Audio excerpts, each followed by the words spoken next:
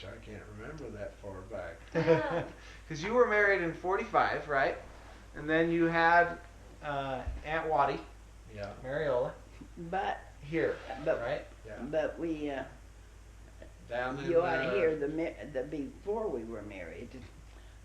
You know, I lived in a dorm, and I had some roommates that thought he was not worth me, and they did everything they could to keep us apart. And of course, that might made me love him more. Of course. Well, there's a story behind why they didn't think he was worth you, Grandma. Remember that part? No? Well, why don't you go by tell us how you met, and then we'll lead into the other.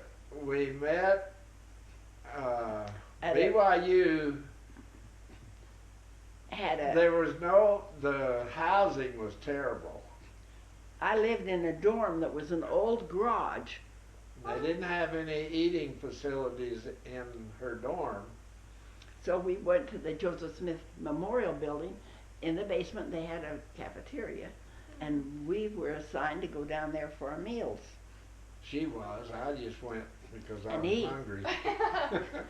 He was just he came out of the service and signed up for school, and he. I lived with a doctor and his family. Well, before that though, when he first came, he got a little bedroom in the basement next to the furnace room, and one of the agreements to him staying in that little bedroom in the basement was to take the clinkers out of the furnace and see that coal was in the hopper so the fire would keep going. Oh, okay.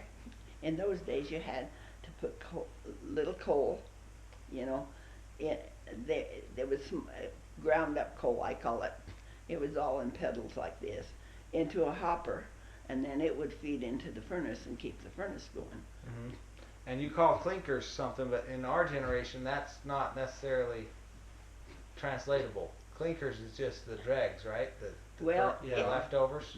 Clinkers is what didn't burn of the coal. Then they you formed put the a coal ring, in the and you go in there with a big old long handled thing with a clink on, like, and it would click hold of that and take it out and put it in a bucket. So that's why they called them the clinkers. Yeah. Because they used the little shovel to pull out the ashes. No, it wasn't a shovel. Well, it's kind of like that though. Yeah. Wrapped. It was a clamp. With the fingers, or Yeah. so it was just a finger they'll pull it out, and they call it the clinkers. That's funny. I thought it was just because that's what they called it, the dregs, but it's because of the instrument No, you took them out with. it made a solid ring around. That the blower somehow on the furnace would blow, and all these coal pieces. It had to have oxygen to burn. Mm-hmm. And it would blow the oxygen into the coal so it would burn, and then when it got burned, It didn't burn. it would Made make a clinker. Like, well, we call them clinkers, sort of like a rock. Really? Yeah. So it would burn all the stuff around it, and then it would just kind of roll and collect and become a clinker. Like, Yeah. this is a big clump of stuff. Yeah. And then And it'd and be you take them hard. out and put them in a bucket. You put them in a bucket, and that's where. And When when I lived, housing was scarce.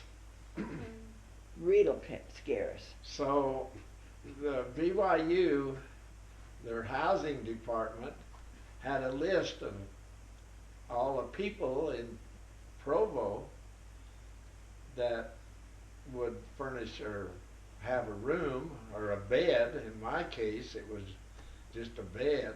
Well, it was a A bed cot. in a room in the basement. And it By wasn't the a room, furnace. it was right next to the furnace. Oh, you didn't have a room. Well, I where'd didn't you have hang a your room, clothes? it was right next to the furnace. I had a little desk by the side of my bed, and then right there was the furnace, right next to it. Nice. And You stayed warm. that's all I had. There was no eating facilities. Where So, did you hang your clothes? He probably kept them in his rucksack. He did just get back from yeah, World War II. yeah. So I had a He was used to living out of a rucksack. No, it was called a sea bag. Sea bag. You were in the Navy? I was in the Marine Corps, which was part of the Navy at that time. Okay. So, anyway, so I just had, my clothes were in a bag. You know, they were folded Yeah. in there, so they looked partially decent. Partially. Yeah. That's cool. Anyway, so there was no place to eat, so BYU had this facility in the Joseph Smith building in the basement of A it. cafeteria like Yeah. in the Joseph Smith building basement where people, So- students could eat. Okay. And that's where we had to eat. Those who didn't have facilities where they roomed, they would come up there and eat. And so that's where we met. I was up there before she was. I had my plate of breakfast. Uh-huh. And she came along, and it was BYU at those days had what was called Hello Week. Hello Week. Hello. And so you wore a little tag that says, "Hello, my name is," and it had your name on it. And I put Marva Hopkins on there. And I put Albert on mine. I didn't put my last name. And so we were, this particular morning, were the first ones in the cafeteria. I He guess that's was what the you first call one it. in there, I and was I the was the first second one one. there. Wow. And I got my plate full of food and sat down at a little table. These long tables, you know. They weren't they real have- long. Okay, cafeteria tables. Yeah. And she came along, got hers, and she came walking along, and I said, "Hello, I said hello. my name is," Marva. you know. And I sat at the other end of the table. And when we got through eating, while we were eating, he says, "Well, I'm going to lower campus." And I said, "Well, I'm going to lower campus. That's where my first class is." So we started eating and walking to lower campus. And we did that. And we did that for a while, a and quarter. she finally Weren't we asked on me if quarters I'd then marry instead her. of semesters? Oh, yeah? Yeah. She asked, huh? Isn't that the way it was? What? You asked me if I would marry you. Oh, I did not. But I was really glad when he did. Yeah. Oh boy, That's awesome. those were the days. Mhm. I can remember back then pretty good, but don't ask me what happened yesterday. And that's part of the age, you know, I think. Yeah. You remember your early days, but you have a hard time remembering today Mhm. what happened. Yeah. And keeping the days of the week is always hard for me. Now this is Saturday, isn't it? Saturday. And I can't remember her phone numbers anymore. She could remember all of them. I used to, but all of it one day And she's they went lost along all with of an that. eraser Oh. and took them all out. And I don't have it. I never did have a lot of numbers memorized, but Yeah. I did have quite a few, but I can't remember any of them now. So I'm old and senile. Now I have to look them up. No. Yes, I am. Senile, huh? Yeah. Well, you don't remember as good when you're older. Okay. When I went blind, I lost my mind. I mean, I can't remember like I used to when I could see good. Okay. And, you know, I go to church and I don't know anybody. I have to ask my husband.